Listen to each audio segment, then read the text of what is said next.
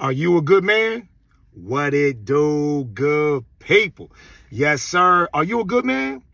Why do I ask you that? Because in my devotion this morning, I got to reading Psalms 37. Anybody who's been following me for a while know I always say this. I love the book. I love the book. I've studied the book. Hebrew, Greek. I had my own church at one point. I love the book. So I'm reading in this Psalms 37, and I done read it many a times. So as I'm digging into it, I'm understanding Psalms 37 is just a chapter where David is basically in his feelings. He's feeling a certain type of way because he's seeing all these people prosper around him. So he's talking to God and trying to encourage himself. Why is the wicked prospering and the righteous is suffering? Blah, blah, blah, blah. You can go back and read the chapter by yourself. But our boy David is in his feelings. How many of y'all get in y'all's feelings? I know I do sometimes. Looking around, comparing myself sometimes to see what other people have, why they got this, why that person got this. They ain't even doing what I'm doing, or they ain't. So what? David is going through that same thing in Psalms 37. And then in Psalms 37:24, that's the verse that jumps out at me. He says the steps of a good man. That word good in the Hebrew, that don't mean righteous man. That don't mean religious man. That don't mean Christian man. That don't mean Baptist man. A good man just means a man of courage, right? Or warrior.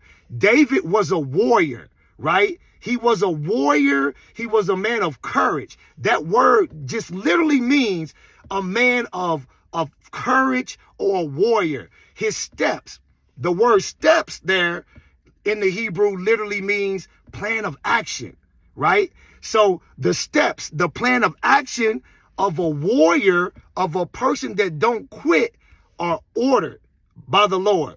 That word ordered in the Hebrew means to erect or establish or fix.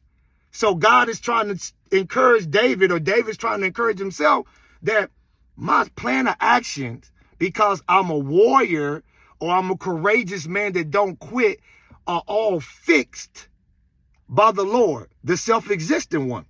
And he takes pleasure in my course of action or in my way, right? Because my ways are fixed. So to all you out there that are struggling because you think somebody is prospering ahead of you, or you think the wicked, that word wicked in the Hebrew is not talking about somebody who's not saved or don't go to church. You got to take your religious goggles off when you're reading the book, right?